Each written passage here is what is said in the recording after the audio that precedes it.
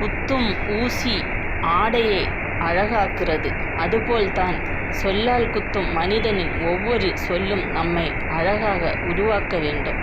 குத்தும் ஊசியிடம் எல்லாம் வாதாடி கொண்டிருந்தால் ஆடை தன் அழகை இழந்துவிடும்.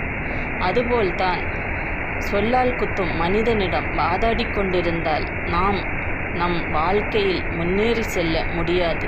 நம் நேரத்தை நாம் இழந்து விடுவோம். வெட்டும் கத்திரிக்கோலிடம் எல்லாம் வாதாடி கொண்டிருந்தால் ஆடை தன் வடிவமைப்பை இழந்துவிடும். சில காயங்கள் நம்மை என்றாவது ஒரு நாள் நேர்த்தி செய்யும் என்ற நம்பிக்கையோடு மகிழ்ச்சியாய் ஏற்றுக்கொள்வோம். ஆடை போல.